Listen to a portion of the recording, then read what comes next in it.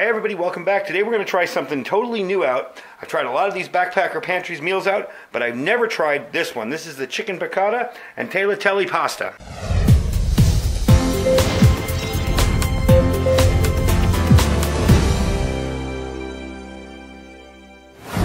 Alright, thanks for coming back. I want to show you this today. I typically like these Backpacker Pantry's meals. They're kind of a nice change from the normal fare that we get with freeze-dried food. A little bit higher quality, taste-wise. They are a little bit more expensive. I believe this one runs $10.79.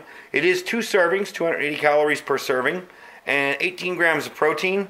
Honestly, this would probably be like, 3/4 of a serving. Because it doesn't look that big, but I don't know, I haven't made it yet. I've tried a lot of their stuff in the past. One of the main complaints people get about Backpacker's Pantry is that their chicken is diced up so fine that you really have a hard time finding it in the food, and you think there's no chicken in there. It's just diced up really small. Trust me, it's good. I kind of like these, so I'm going to give you a quick look at the expiration date on them, because people always ask me how long they're good for. Let's see if it's in the camera. 07/13/25. So you got a good long time to hold on to that. They don't expire very quick. It's also very thin. A lot of these Backpacker's Pantry meals tend to be a little bit thinner than the Mountain House. Probably because the Mountain House is more stuff in a smaller package, so it kind of puffs out on the bottom. They're easy to pack into your gear, your bug-out bags, stuff like that. So, and by the way, that expiration date, I've had these way past their Best Buy dates. Honestly, if it's freeze-dried and the package isn't compromised, they're probably fine. So, without too much more talking, we're going to take this outside, I'm going to cook it up, and we're going to see how I like it, and I'm going to give you a look at what it looks like, and I'll give you my final opinion on it. Alright, I figured it was time for me to pull out my old Svea 123. I haven't used it in a couple of weeks. So we got it out here, and we got our Optimus HE, the heat exchanging cook set. So we're going to heat up 2 cups of water. I'll bring you back once that's going good, and we'll see how this tastes after I cook it. Alright, got the Svea going. We're going to put our 2 cups of water on here. We'll let it boil up, and we'll give this meal a try. One of the things I love about this little setup here with the heat exchange cook set and the Svea 123 is how quickly it heats up the water. I've been doing this maybe about a minute, and already I got bubbles coming up and steam coming off. So we've been out here maybe, say a minute and a half, and already I got hot water. So I mean, if I really had to in a pinch, I could put that in there, but I'm going to wait till it fully boils. And I swear, not 40 seconds later, I got rolling boil on it. So let me turn off the stove. Just a heads up, folks, if you ever have one of these Svea 123s, don't leave this key in while you're operating the stove. It will get just as hot as the stove. Now, we're going to move that away, and I'm going to try, without burning the heck out of myself, to move the stove away. There we go. Alright. You know, another thing, too, with these Backpackers Pantry is when they say 2 cups of water, they usually mean it.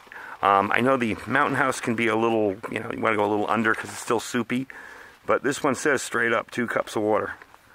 So, I'm going to put that in there. I'll show you what I took out. Of course, I took out the oxygen absorber. You don't want to leave that in there. Put that up top. But it also came with this organic olive oil in it. So I assume that's for the end of it when you're all done. So I'm going to seal this up, and we're going to give it, I believe it said 5 or 10 minutes, or I forget, 10 minutes? My mistake. 15 to 20 minutes. Hope that's not leaking. No, that's where I spilled.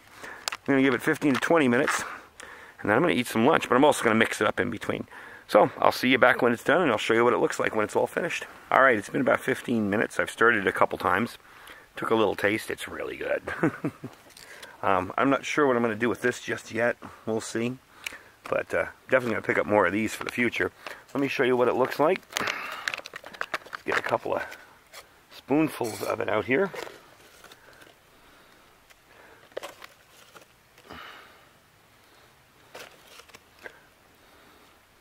That should do it to show you. Lots of capers in there. What looks like either spinach I'm not sure. Let me bring it up to the camera so you can see.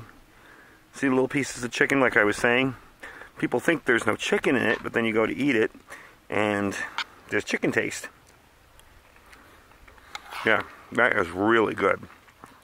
And you know, let's face it, when you are out camping, or even in your bug out gear, if something were to happen and you need to use it, having a really different, nice tasting meal is a great morale booster. And that's just something you look for when, you know, disaster strikes, or even when you're out camping, you know, even if you're just out and it's been a cold, snowy, windy day and you got to throw something together, something like that's really good. Let's try this olive oil on it and see if that adds anything to the taste. Just putting a little in there.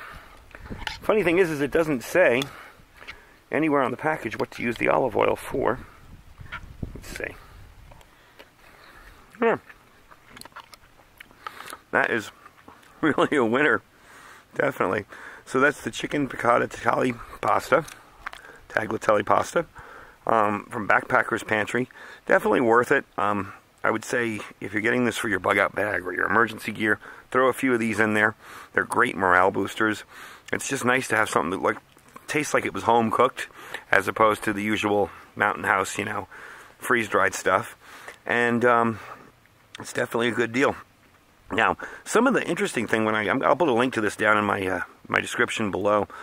The calorie counts for this on Amazon are way off.